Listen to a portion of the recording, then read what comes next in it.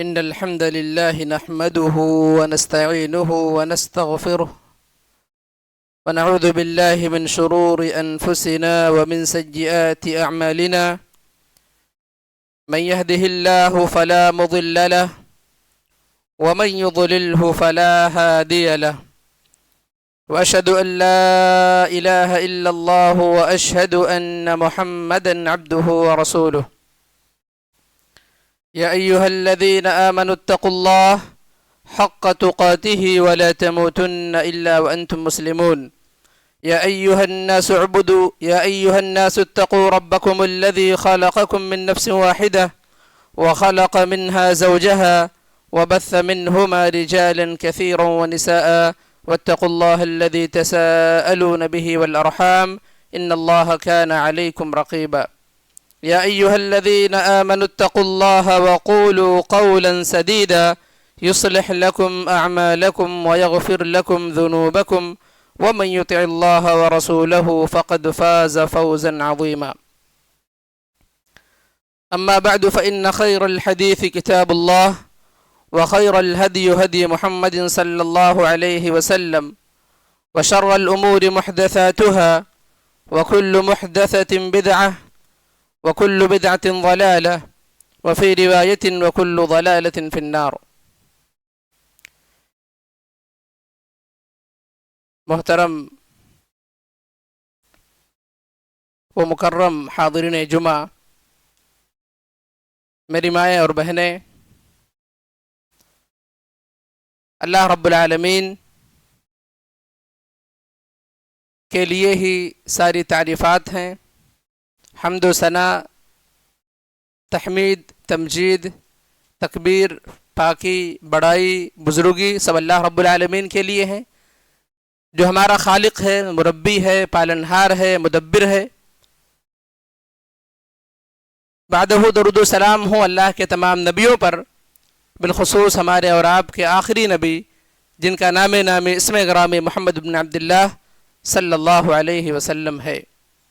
اللہ کے نبی صلی اللہ علیہ وسلم کا جب بھی نام آپ کے سامنے آئے، اللہ کے نبی صلی اللہ علیہ وسلم پر درود بھیجنے کا ضرور اہتمام کریں، بالخصوص جمعہ کے دن. محترم حاضرین، ہم اس وقت عربی کے 8ویں مہینے شعبان سے گزر رہے ہیں. شعبان کا جو مہینہ ہے یہ نیکیوں میں سبقت کرنے کا مہینہ ہے. شعبان کا مہینہ جب آتا ہے تو ہمیں رمضان المبارک کی آہٹ محسوس ہوتی ہے. نیک لوگ نیکیوں کی جانب راغب ہوتے ہیں اور وہ اعمال جو وہ رمضان میں کیا کرتے تھے یا کرتے ہیں وہ شعبان کے مہینے سے ہی کرنا شروع کر دیتے ہیں. جیسا کہ اسلاف رحمہم اللہ تعالی عنہم سے منقول ہے کہ اسلاف جب شعبان کا مہینہ آتا تو روزوں کا اہتمام شروع کر دیتے. شعبان کا مہینہ آتا قرآن مقدس کی تلاوت، ذکر و اذکار، ساری عبادات جو رمضان کے مہینے میں کیا کرتے تھے شعبان کے مہینے میں اس کی شروعات کر دیتے تھے. میرے بھائیو، تاریخی لحاظ سے اگر دیکھا جائے تو شعبان کے مہینے میں بہت ساری اہم باتیں ہوئی ہیں. 2 باتیں میں آپ کے سامنے ذکر کروں گا. پہلی بات، اللہ کے نبی صلی اللہ تعالی علیہ وسلم جب مدینہ آئے، مدینہ آنے کے بعد نبی صلی اللہ علیہ وسلم تقریباً 16 یا 17 مہینے آپ بیت المقدس یا بیت المقدس کی طرف آپ منہ کر کر نماز پڑھتے تھے.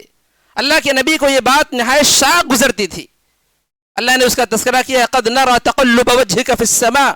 اے نبی صلی اللہ علیہ وسلم، بار بار آپ کا آسمان کی طرف اپنے سر کو اٹھانا ہم اس کو دیکھ رہے ہیں، آپ کی پریشانی کو ہم سمجھ رہے ہیں. اللہ فرماتا ہے ہم آپ کے لیے عن قریب اس قبلے کو مقرر کر دیں گے جسے آپ پسند کرتے ہیں، جس سے آپ راضی ہیں، اور اسی مہینے میں اللہ سبحانہ و تعالیٰ نے تحویل قبلہ کا حکم دیا. شعبان کے مہینے میں قبلہ مسلمانوں کا جو بیت المقدس یا بیت المقدس تھا اسی مہینے میں خانہ کعبہ کی طرف منتقل ہوا. اسی طرح سے جو رمضان المبارک کے روزے ہیں، رمضان المبارک کے روزوں کی فرضیت سن 2 ہجری میں ماہ شعبان کے اندر فرض ہوئی. تو تاریخی لحاظ سے اس کی یہ حیثیت ہے. شرعی لحاظ سے اگر دیکھا جائے تو اس بابت اللہ کے نبی صلی اللہ تعالی علیہ وسلم کی جو تعلیم ہمیں ملتی ہے کہ اس کے اندر ایک مسلمان کو، ایک مومن کو چاہیے کہ روزوں کا کثرت سے اہتمام کرے. اسامہ بن زید رضی اللہ تعالی عنہ فرماتے ہیں کہ اللہ کے نبی صلی اللہ علیہ وسلم کیا وجہ ہے کہ آپ شعبان کے مہینے میں روزوں کا جو اہتمام کرتے ہیں وہ بقیہ مہینوں میں وہ اہتمام نہیں کرتے. آپ شعبان کے مہینوں میں روزوں کا اہتمام زیادہ کرتے ہیں، وجہ کیا ہے؟ اللہ کے نبی صلی اللہ علیہ وسلم آپ نے وجہ بتلائی. آپ نے فرمایا ذاک شہر تغفل الناس فیہ عنہ بین رجب و رمضان.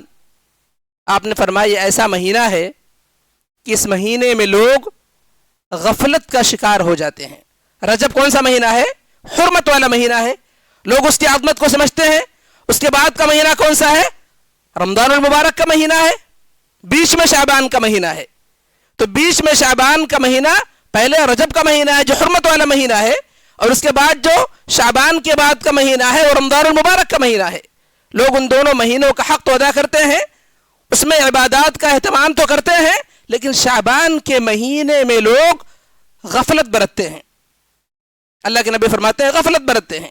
وَهُوَ شَهْرٌ تُرْفَعُ فِيهِ الْأَعْمَالُ إِلَى رَبِّ الْعَالَمِينَ.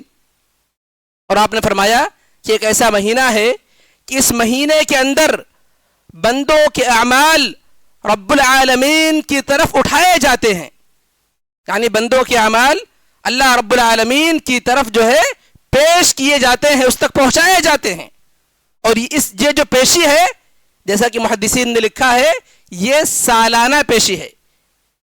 ویسے تو آپ دیکھیں یومی اعتبار سے ہر دن فجر اور عصر کے بعد جو کرامن کاتبین موجود ہیں آپ کے کندھوں پر، یومی اعتبار سے وہ آپ کے اعمال پہنچاتے ہیں.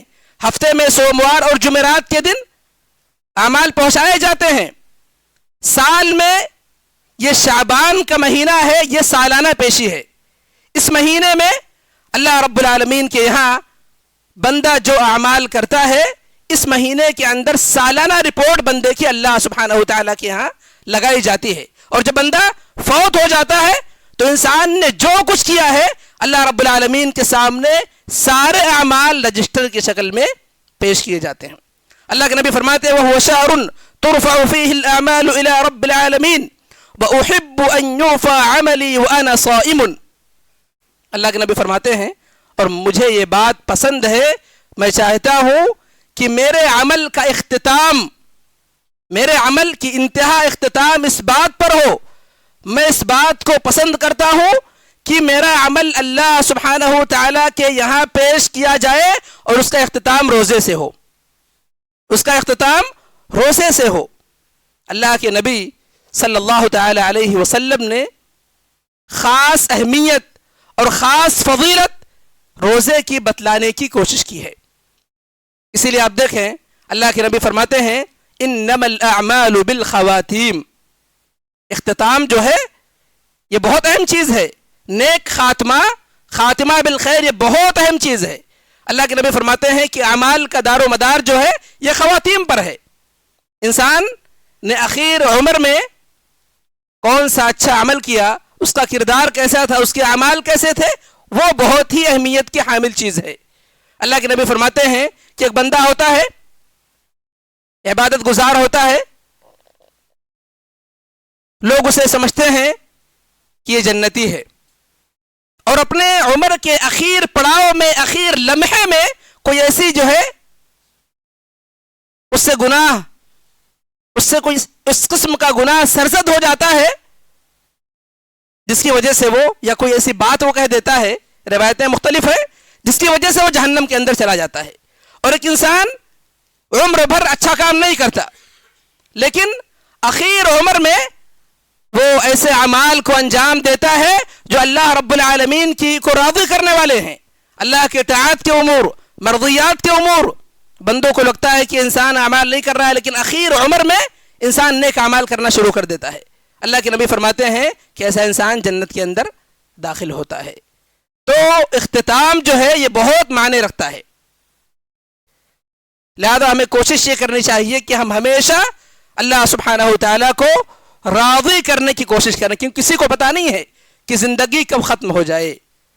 زندگی کب ختم ہو جائے، موت کب آ جائے، کسی کو کوئی پتہ نہیں ہے. محدثین نے لکھا ہے کہ اس روایت سے پتہ یہ چلتا ہے کہ شعبان میں خاص عبادت جو ہے وہ روزہ ہے. اور بھی عبادتیں ہو سکتی تھیں، لیکن اللہ کے نبی صلی اللہ علیہ وسلم نے روزے کا ذکر فرمایا ہے. اور روزے کو ترجیح کیوں دی گئی ہے، اس سلسلے میں لکھا ہے محدثین نے. پہلی بات یہ ہے کہ روزے کے بارے میں اللہ کے نبی صلی اللہ تعالی علیہ وسلم فرماتے ہیں، اللہ فرماتا ہے الصوم لی وانا اجزی بہ.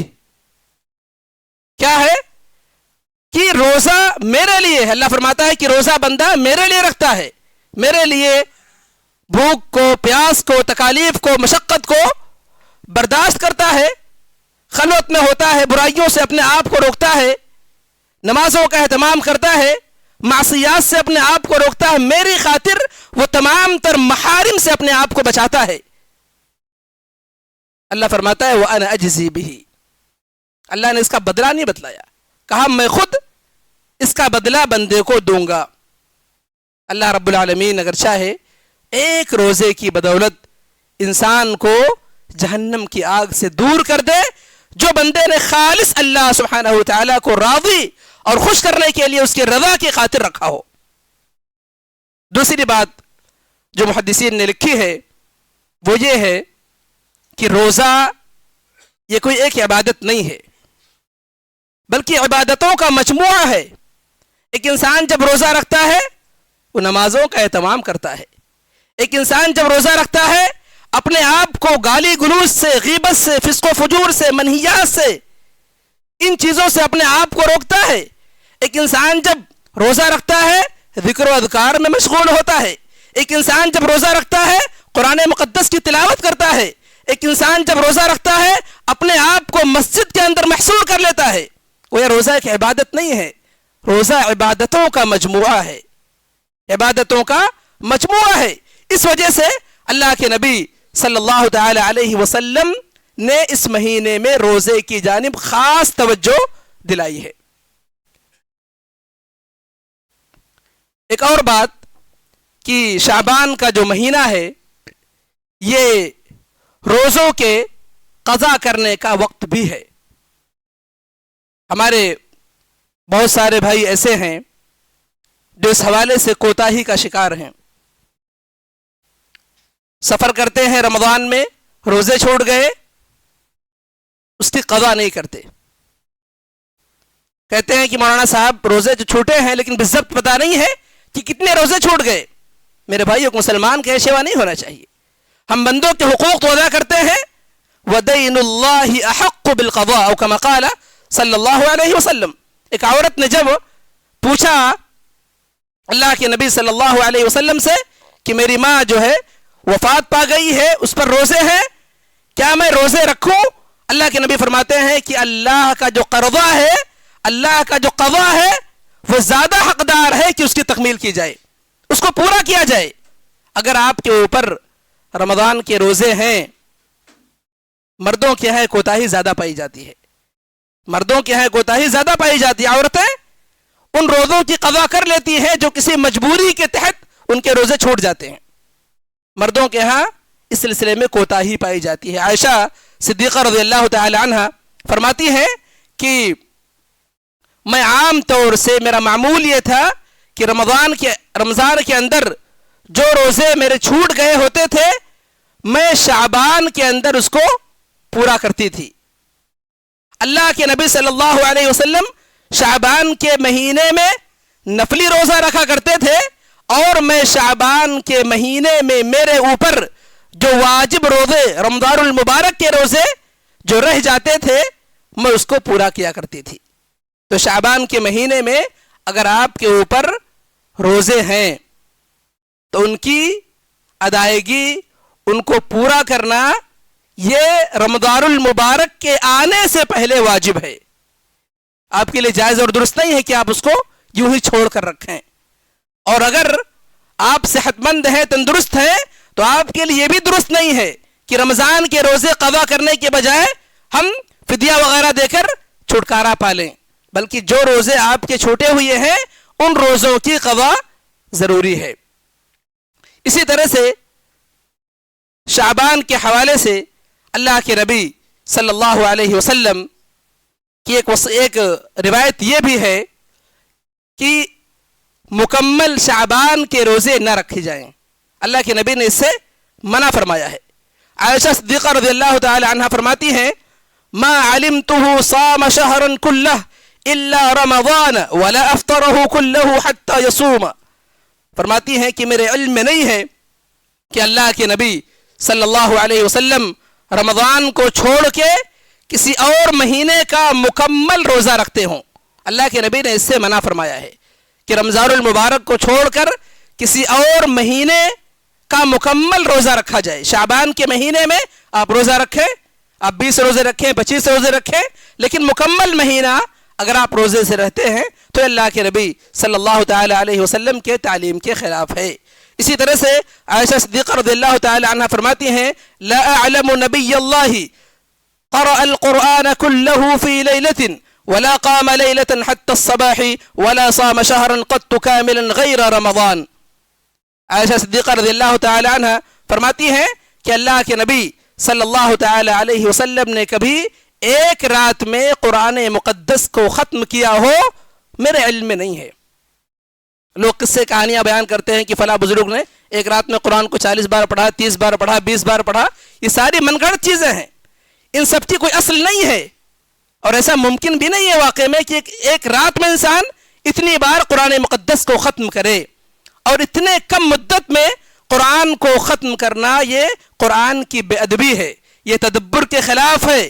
اللہ سبحانہ وتعالی نے حکم دیا ہے کہ قرآن کو آپ پڑھیں، ترتیل کے ساتھ پڑھیں، سمجھ کر پڑھیں، مخارج، حروف اور اس کی ادائیگی ساری چیزوں کی رعایت کرتے ہوئے پڑھیں. صرف جو ہے فرفر پڑھنا یہ کافی نہیں ہے. اللہ کے نبی صلی اللہ علیہ وسلم ایک رات میں قرآن کو ختم نہیں کرتے تھے. علماء نے جو پرمیشن اور اجازت دی ہے، جو اقل مدت ہے وہ 3 دن کی ہے.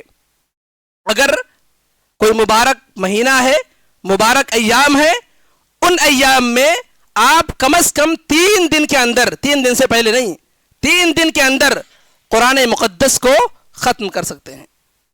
بعض صحابہ کے آثار اس سلسلے میں ملتے ہیں 1 یا 2 دن کے، لیکن وہ سندی اعتبار سے ضعیف ہیں، سندی اعتبار سے درست نہیں ہیں. اللہ کے نبی صلی اللہ علیہ وسلم نے ایک رات میں کبھی قرآن مقدس کو ختم نہیں کیا. یہ قرآن کے ادب کے خلاف ہے. دوسری چیز یہ ہے کہ اللہ کے نبی صلی اللہ علیہ وسلم نے کبھی حتی الصباح پوری رات جو ہے قیام اللیل نہیں کیا. اللہ کے نبی صلی اللہ علیہ وسلم سب سے زیادہ اللہ سے ڈرنے والے تھے، سب سے زیادہ متقی و پرہیزگار تھے. اللہ کے نبی صلی اللہ علیہ وسلم راتوں کو اللہ کی عبادت بھی کرتے تھے، اور اللہ کے نبی صلی اللہ علیہ وسلم راتوں کو سویا بھی کرتے تھے، جو کہ جسم کا حق ہے، جو کہ ایک انسان کے بدن کا، اس کے نفس کا حق ہے. تیسری بات، اور اللہ کے نبی صلی اللہ علیہ وسلم نے کبھی بھی رمضان کے علاوہ کسی اور مہینے کے مکمل روزے نہیں رکھے. اسی طرح سے اللہ کے نبی صلی اللہ علیہ وسلم کی ایک تعلیم یہ ہے کہ رمضان سے 2 دن پہلے یا 1 دن پہلے روزے نہ رکھے جائیں. یعنی 29 شعبان کو یا 30 شعبان کو انسان رمضان کے استقبال کے لیے یا شک کی وجہ سے انسان روزہ نہ رکھے. اللہ کے نبی صلی اللہ علیہ وسلم نے اس سے منع فرمایا ہے. آپ فرماتے ہیں لا يتقدمن احدكم رمضان بصوم يوم او يومين الا ان يكون رجل كان يصوم صومه فليصم ذلك اليوم. اللہ کے نبی صلی اللہ علیہ وسلم فرماتے ہیں کہ کوئی بھی انسان ہرگز رمضان کے 1 دن پہلے یا 2 دن پہلے روزہ نہ رکھے، مگر استثناء ہے۔ استثناء کس کے لیے ہے؟ اس انسان کے لیے ہے جس کی عادت یہ ہے کہ انسان روزے رکھ رہا ہے۔ مثلا ایک انسان پیر اور جمعرات کا روزہ رکھتا ہے، سوموار کا اور جمعرات کا روزہ رکھتا ہے۔ اب اگر آپ کیلنڈر میں ابھی دیکھیں تو سوموار کے دن جو تاریخ ہے وہ 29 شعبان کی ہے، اور انسان کی عادت یہ ہے کہ انسان پیر کو اور جمعرات کو روزہ رکھتا ہے۔ انسان کا معمول یہ ہے۔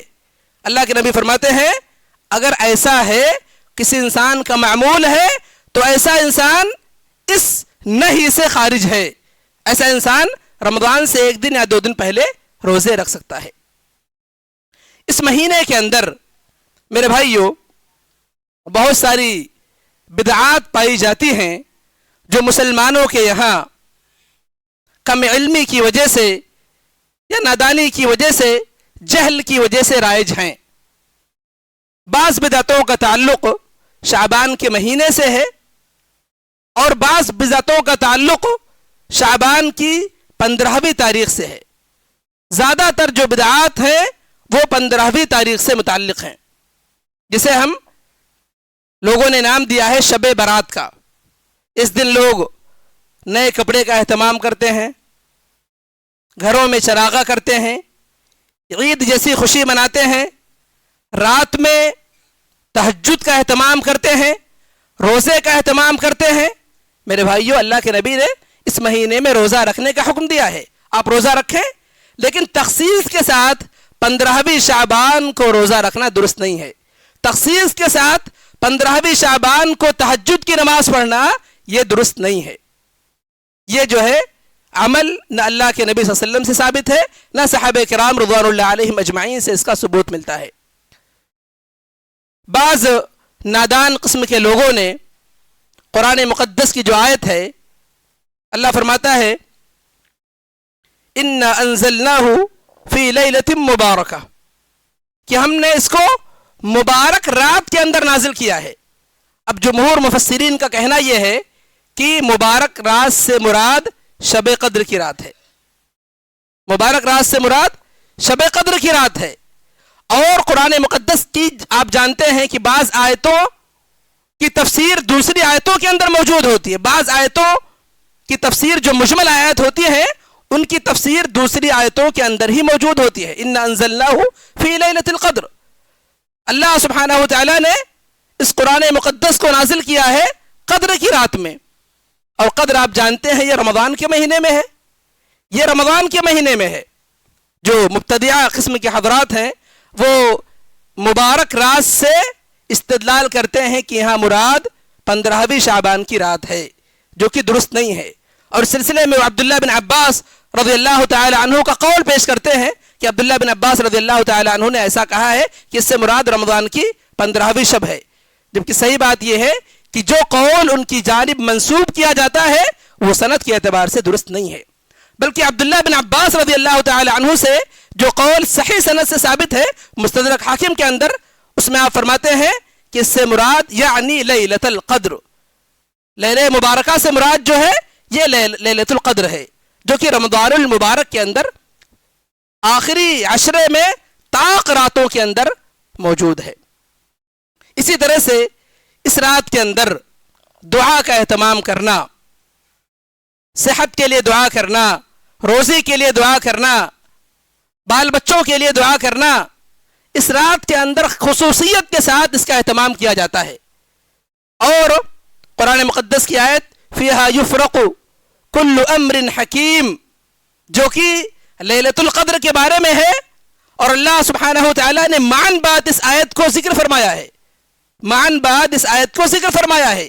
اس آیت سے استدلال کرتے ہیں کہ اس رات کے اندر 15ویں شعبان کے اندر اللہ سبحانہ وتعالی اہم فیصلے فرماتا ہے، جو کہ درست نہیں ہے۔ ویسے تو اللہ سبحانہ وتعالی ہر رات جب آخری پہر ہوتا ہے اللہ تعالیٰ نزول فرماتا ہے، ينزل ربنا تبارک وتعالی الى کل لیلہ، اللہ تعالیٰ ہر رات آخری پہر میں، رات کا جب آخری حصہ ہوتا ہے اللہ تعالیٰ سمائے دنیا کی طرف نزول فرماتا ہے اور کہتا ہے کون ہے مجھ سے سوال کرنے والا، کون ہے مانگنے والا، کون سائل ہے جو مجھ سے سوال کرے میں اس کے سوال کو پورا کروں، کون ہے جو مجھ سے طلب کرے میں اس کے سوال کو پورا کروں، میں اس کو دے دوں۔ اللہ سبحانہ و تعالی یہ ہر رات ندا لگاتا ہے، تو اس کے لیے 15ویں شعبان کی رات کو تخصیص کے ساتھ دعا کے لیے خاص کرنا میرے بھائیوں یہ درست نہیں ہے۔ اسی طرح سے اس رات کے اندر قبروں کی زیارت کی جاتی ہے، قبروں کی زیارت کی جاتی ہے۔ دیکھیے قبروں کی زیارت کا جو معاملہ ہے اصل یہ ہے کہ یہ مستحب اور مشروع ہے۔ اللہ کے نبی فرماتے ہیں فَإِنَّهَا تُذَكِّرُكُمُ الْآخِرَةَ، قبر کی زیارت کیا کرو، قبرستان جایا کرو، کیونکہ یہاں جانے سے انسان کو آخرت کی یاد آتی ہے کہ آج جو ہمارے بھائی قبر کے نیچے مدفون ہے، کل یا پرسوں یا کسی نہ کسی دن ہمیں اس جگہ پر پہنچنا ہے اور اللہ سبحانہ و تعالیٰ کے سامنے اپنے کیے کا پل پل کا حساب دینا ہے، اس سے آخرت کی یاد آتی ہے۔ اللہ کے نبی فرماتے ہیں تذکرکم الآخرہ، آخرت کی یاد آتی ہے، اسی لیے آپ نے کہا کہ اس کی زیارت کیا کرو۔ لیکن ہمارے کچھ بھائیوں نے اس کو 15ویں شعبان کی رات کے ساتھ خاص کر لیا ہے کہ صرف اس دن ہم زیارت کریں گے، قبر پر چراغاں کریں گے، وہاں پر ہم پھول وغیرہ چڑھائیں گے، وہاں پر ہم قمقمے لگائیں گے۔ یہ ساری چیزیں میرے بھائیوں درست نہیں ہیں۔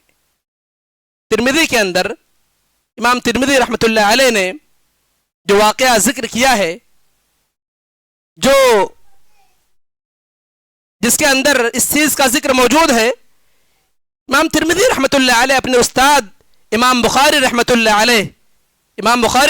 علیہ کا قول فوراً اس حدیث کے بعد ذکر کرتے ہیں کہ یہ حدیث صحیح نہیں ہے، اور صحیحین کے اندر جو واقعہ مذکور ہے جس میں اس بات کا ذکر ہے کہ رات میں اللہ کے نبی صلی اللہ تعالی علیہ وسلم قبرستان بقیع گئے تھے، اس میں 15ویں شعبان کا ذکر موجود نہیں ہے، اس کی کوئی اصل نہیں ہے۔ اس لیے اس رات کو خاص کر لینا قبرستان میں جانے کے لیے یا اس کی زیارت کرنے کے لیے میرے بھائیوں یہ چیز درست نہیں ہے۔ اسی طرح سے ایک عجیب عقیدہ ہمارے نادان بھائیوں کے ہاں موجود ہے۔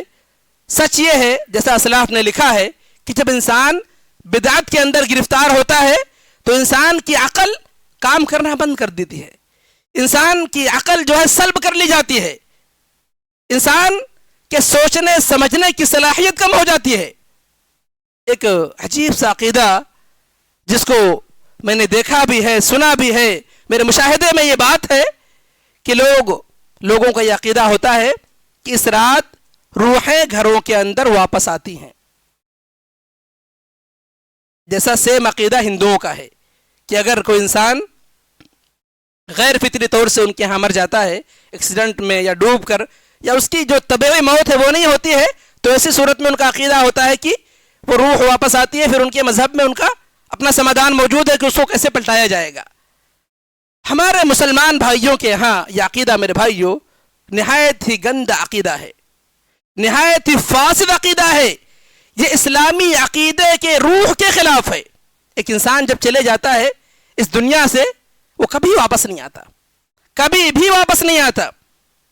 اللہ تعالیٰ قرآن مقدس کے اندر فرماتا ہے وَمِن وَرَائِهِمْ بَرْزَخٌ إِلَى يَوْمِ يُبْعَثُونَ، ایک انسان جب اس دنیا سے چلے جاتا ہے تو اس دنیا جو برزخ ہے اور اس دنیا کے درمیان ایک آڑ ہے، ایک پردہ ہے جس کو انسان کراس نہیں کر سکتا، کسی صورت میں بھی کراس نہیں کر سکتا۔ اور یہاں آپ دیکھیں ہمارے ایک شیخ تھے جو بیان کر رہے تھے گلبرگہ وغیرہ کے علاقے میں کہ وہاں پر بیڑی سگریٹ وغیرہ بھی لوگ رکھتے تھے گھروں کے اندر، کہ ہمارے باپ دادا پیا کرتے تھے تو آئیں گے وہ پی کر جائیں گے۔ میرے بھائیو کتنا جاہلانہ عقیدہ ہے، ایک حرام چیز ہے۔ ایک انسان مر گیا ہے اور پھر جو ہے آپ سوچ رہے ہیں کہ وہ اس کی روح آئے گی، حلوہ کھائے گی، پکوڑے کھائے گی، یا اس کی مرغوب چیزیں بنا کر گھر میں رکھ دیتے ہیں اس کو کھائے گی۔ یہ ساری چیزیں اس کو عقل تسلیم نہیں کرتی۔ اور شریعت کے اندر میرے بھائی اس کی کوئی گنجائش نہیں ہے. ایک روایت میں آپ کے سامنے اس حوالے سے پیش کرنا چاہوں گا جس سے یہ بات آپ کے سامنے واضح ہوگی کہ ایک انسان جب اس دنیا سے چلے جاتا ہے اس کا تعلق اس دنیا سے مکمل طور پر منقطع ہو جاتا ہے. کوئی روح واپس نہیں آتی. ایک انسان قبر کے اندر داخل ہوتا ہے, اس کی باڈی, اس کا جسم وہاں پر گل کے ختم, اور روح جو ہے اگر نیک ہے تو علیین میں, اگر نیک ہے تو مقام علیین میں جو اللہ نے اس کو خاص کر رکھا ہے, اگر بری ہے تو سجین میں اللہ سبحانہ و تعالی وہاں پر ڈال دیتا ہے. ایک روایت جو کہ صحیح ہے کہ اللہ سبحانہ و تعالی نے ایک شہید سے پوچھا,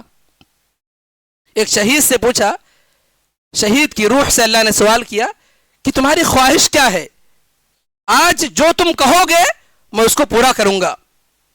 وہ شہید کہتا ہے کہ اللہ سبحانہ و تعالی میری خواہش یہ ہے کہ مجھے تو دنیا میں واپس بھیج دے, مجھے دنیا میں واپس بھیج دے, میں دنیا میں واپس جانا چاہتا ہوں اور پھر جو ہے اللہ سبحانہ و تعالی کے راستے میں, تیرے راستے میں قتال کرنا چاہتا ہوں.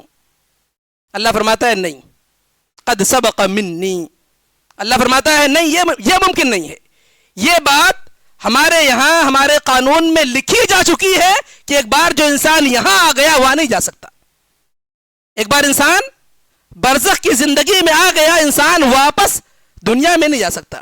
اسی روایت کے اندر ہے کہ علیین میں جب کوئی روح آتی ہے تو اس روح سے وہاں علیین میں جو اللہ کے نیک بندوں کی روحیں موجود ہیں وہ پوچھتی ہیں کہ فلاں انسان کیسا ہے, فلاں انسان کے بارے میں سوال کرتی ہیں. اسی میں مزید تفصیل موجود ہے کہ ایک انسان کے بارے میں پوچھا جاتا ہے کہ وہ انسان کیسا دنیا کے اندر ہے, تو وہ علیین میں جو نیک روح ہوتی ہے وہ کہتی ہے کہ وہ تو مجھ سے پہلے دنیا کے اندر فوت ہو گیا تھا, مجھ سے پہلے دنیا کے اندر فوت ہو گیا تھا. تو وہاں پر لوگ کہتے ہیں اس کا مطلب وہ کہاں ہے, وہ اس کی روح سجین کے اندر موجود ہے, جہاں جہنمیوں کی روحیں ہوتی ہیں وہاں پر اس کی روح موجود ہے. پتا چلا کہ ایک بار جب انسان اس دنیا سے چلے جاتا ہے, اس دنیا سے جب اللہ سبحانہ و تعالی موت کے ذریعے سے اللہ سبحانہ و تعالی ایک انسان کو برزخ کی زندگی میں منتقل کر دیتا ہے تو اس کا رابطہ منقطع ہو جاتا ہے. ایک شہید کو بھی پرمیشن نہیں ہے کہ دوبارہ واپس آئے. اللہ سبحانہ و تعالی نے یہ قانون لگا دیا ہے کہ ایک بار انسان جب اس دنیا سے چلا گیا ہے وہ دوبارہ واپس نہیں آ سکتا. لہذا یہ عقیدہ رکھنا کہ ان کی روحیں واپس آتی ہیں اور مختلف قسم کی مرغوب غذائیں جو ہم ان کے لیے تیار کرتے ہیں اس کو کھاتی ہیں, یہ عقلاً بھی درست نہیں ہے, شرعاً بھی درست نہیں ہے, یہ کسی بھی اعتبار سے درست نہیں ہے. ہم ماہ شعبان کے اندر کثرت سے روزوں کا اہتمام کریں. اللہ کے نبی کثرت سے روزے رہا کرتے تھے. اگر ہمارے اوپر قضا روزے ہیں, پچھلے رمضان میں ہمارے روزے باقی رہ گئے ہیں, اس مہینے کے اندر ہم اس کو پورا کریں, اس مہینے کے اندر اس کو پورا کریں. اس مہینے کا جو ہے اس مہینے کے پورے روزے ہم نہ رکھیں. اس مہینے کے 25 دن 26 دن ہم روزوں کا اہتمام کر سکتے ہیں, رکھ سکتے ہیں. اللہ کے نبی صلی اللہ علیہ وسلم نے پورے مہینے کا روزہ رکھنے سے منع فرمایا ہے. اسی طرح جو ہے 15ویں شعبان کو تخصیص کے ساتھ خاص کر روزہ رکھنا منع ہے. آپ جو روزہ رکھنا شروع کرتے ہیں 10 شعبان سے اور آپ روزہ رکھتے ہیں 5-6 دنوں کا, اس کے اندر 15ویں شعبان کا روزہ آ جاتا ہے, کوئی حرج نہیں ہے, کوئی حرج نہیں ہے. لیکن تخصیص کے ساتھ روزہ رکھنا, اس دن کو خاص کر لینا, روزے کے لیے عید کی طرح اس کو منانا, اس رات میں تہجد کا اہتمام کرنا, دعاؤں کا اہتمام کرنا, یہ ساری چیزیں درست نہیں ہیں. اللہ سبحانہ و تعالی سے دعا ہے اللہ تعالی ہم نے کتاب و سنت کی روشنی میں جو باتیں سنی ہیں اللہ رب العالمین ہم تمام کو اس پر عمل کرنے کی توفیق عطا فرمائے. آمین. رب العالمین ہم تمام لوگوں کو بدعات خرافات سے محفوظ رکھے اور جب تک ہم اس دنیا کے اندر ہیں ایمان احسان کی حالت پر باقی رکھے اور جو ہمارا خاتمہ ہو خاتمہ بالخیر ہو. وصلی اللہ علی نبینا محمد وعلی آلہ وصحبہ اجمعین.